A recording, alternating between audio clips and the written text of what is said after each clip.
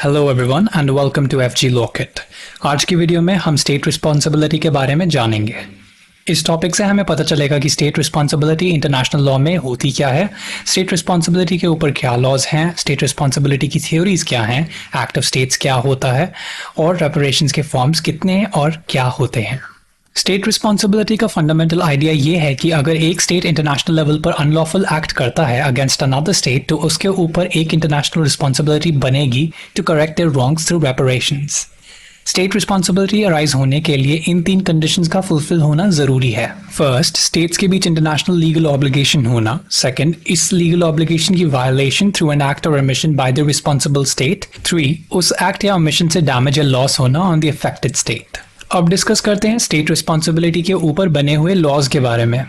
International law commission articles on state responsibility का article 1 कहता है कि हर स्टेट अपने रॉन्गफुल एक्ट के लिए रिस्पॉन्सिबल होगा। इस स्टैट्यूट का आर्टिकल 2 ये प्रोवाइड करता है कि स्टेट का कोई भी एक्ट जो उसकी international obligation towards another state को ब्रीच करे उस एक्ट को इंटरनेशनली रॉन्गफुल एक्ट माना जाएगा। इधर ये जानना जरूरी है कि इंटरनेशनली रॉन्गफुल या अनलॉफुल एक्ट सिर्फ इंटरनेशनल लॉ ही डिटरमाइन कर सकता है, म्युनिसिपल लॉज नहीं। फर्दरमोर आर्टिकल 12 इंटरनेशनल ऑब्लिगेशंस के ब्रीच को डिफाइन करता है। इंटरनेशनल ऑब्लिगेशंस के ब्रीच के बारे में ये जानना जरूरी है कि अगर ब्रीच कंटिन्यूइंग नेचर का हो या अलग अलग पार्ट्स में डिवाइडेड हो तो उन केसेस में ब्रीच की ड्यूरेशन तब तक मानी जाएगी जब तक वो एक्ट या एक्ट्स उस स्टेट की इंटरनेशनल ऑब्लिगेशंस के अगेंस्ट जा रहे हों।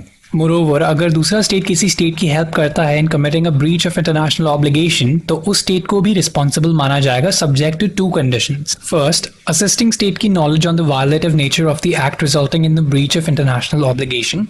दूसरा, where it would be unlawful if that assisting state committed that act itself. इसमें यह जानना जरूरी है कि स्टेट रिस्पॉन्सिबिलिटी इंडिविजुअल रिस्पॉन्सिबिलिटी के साथ भी जुड़ सकती है। अब आते हैं theories on the responsibility of the states पर। पहली थ्योरी है डैमेज थ्योरी। ये थ्योरी कहती है कि सिर्फ एक इंटरनेशनली रॉन्गफुल या अनलॉफुल एक्ट सफिशिएंट नहीं होता एक स्टेट को उस रॉन्गफुल एक्ट के लिए रिस्पॉन्सिबल बनाने में, रॉन्गफुल एक्ट के साथ डैमेजेस या लॉस होना भी जरूरी है। दूसरी थ्योरी है risk theory. Risk theory on the responsibility of a state absolute liability के कॉन्सेप्ट की तरह है। इसके अंडर ये माना जाता है कि अगर कोई स्टेट इंटरनेशनली अनलॉफुल एक्ट करता है एंड उसकी वजह से कोई भी लॉस सफर किया जाता है तो वो स्टेट लायबल होगा अपने अनलॉफुल एक्ट के लिए। इस थ्योरी को ऑब्जेक्टिव रिस्पॉन्सिबिलिटी भी कहा जाता है। इसके कॉन्ट्रास्ट में है सब्जेक्टिव रिस्पॉन्सिबिलिटी या फॉल्ट थ्योरी। ये कॉन्सेप्ट एम्फसाइज करता है रॉन्गफुल एक्ट के साथ रॉन्गफुल इंटेंशन या नेग्लिजेंट कंडक्ट होने का बाय द स्टेट और agent of the state who committed the wrongful act. अब आते हैं एक्ट ऑफ स्टेट और रूल्स ऑफ एट्रीब्यूशन पर। एट्रीब्यूशन का मतलब होता है इम्प्यूटेशन या accusation for a wrongful act committed by a state. Act of state doctrine और रूल्स ऑफ एट्रीब्यूशन स्टेट्स के एक्ट्स के लीगल कॉन्सिक्वेंसेस बताता है। इस डॉक्ट्रिन के अंडर हर स्टेट की ऑटोनॉमी और सॉवरेनिटी को एक्नॉलेज किया जाता है और ये माना जाता है कि इंटरनेशनल लीगल सिस्टम में किसी भी स्टेट का हक नहीं बनता दूसरे स्टेट्स के डोमेस्टिक मैटर्स में इंटरफेयर करने का। इस डॉक्ट्रिन का अंडरलाइंग बेसिस ये है कि हर स्टेट की डोमेस्टिक जुरिस्डिक्शन और टेरिटोरियल अफेयर्स में इंटरफेयर नहीं करना एक ऑब्लिगेशन है सभी स्टेट्स पर। इसके चलते एक स्टेट किसी भी फॉरेन स्टेट के एक्शंस की लीगैलिटी को डिटरमाइन नहीं कर सकता अपने कोर्ट में as long as foreign state का एक्शन उसकी अपनी टेरिटरी में किया गया हो। अब आते हैं रूल्स ऑफ एट्रीब्यूशन पर। यहाँ पे एट्रीब्यूशन का मतलब किसी एक्ट की लायबिलिटी डिसाइड करना होता है। इंटरनेशनल लॉ में rules of attribution basically states की लायबिलिटी डिसाइड करते हैं for the acts done by it's agents, यानी एजेंट्स के एक्ट्स स्टेट पर एट्रीब्यूट किए जा सकते हैं या स्टेट के एक्ट्स माने जा सकते हैं। इस प्रिंसिपल के अंडर दिए गए सिचुएशंस में रूल्स ऑफ एट्रीब्यूशन का यूज होता है। 1, स्टेट के ऑर्गन्स द्वारा किए गए एक्ट्स। 2, स्टेट के ऑफिशियल्स या रिप्रेजेंटेटिव्स द्वारा किए गए एक्ट्स। 3, नॉन स्टेट द्वारा किए गए acts in some cases.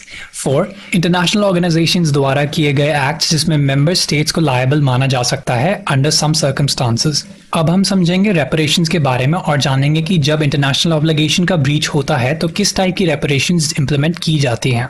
Reparations basically remedies होती हैं इनकर्ड डैमेजेस को रिस्टोर करने के लिए या कॉम्पनसेट करने के लिए। इन रेमेडीज को मांगा जा सकता है through the means of diplomatic negotiations, arbitration और इंटरनेशनल कोर्ट्स के थ्रू। रेपरेशंस के कुछ फॉर्म्स हैं। 1, रेस्टिट्यूशन। रेस्टिट्यूशन का ऑब्जेक्टिव होता है सिचुएशन को ब्रीच से पहले जैसा करने का।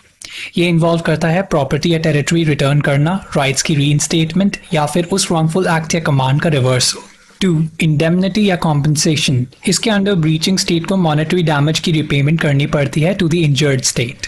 3. Satisfaction. Satisfaction के अंदर नॉन मॉनेटरी मीन्स यूज किए जाते हैं to the satisfaction of the injured party. इसके एग्जांपल्स हैं formal apology, public acknowledgement of the breach, official statements etcetera. इन सब का पर्पस होता है इंजर्ड स्टेट की डिग्निटी, ऑनर और रेपुटेशन को रिस्टोर करने का. 4. Guarantees of non repetition. इसके अंदर ब्रीचिंग स्टेट इफेक्टिव मेजर्स लेता है ताकि उसकी की हुई ब्रीच फ्यूचर में कभी रिपीट ना हो. ये मेजर्स हो सकते हैं लेजिस्लेटिव इनैक्टमेंट्स या एडमिनिस्ट्रेटिव मेजर्स. इसके साथ आज का लेक्चर खत्म होता है. आगे आने वाले वीडियोस में इस टॉपिक के ऊपर के केसेस डिस्कस किए जाएंगे.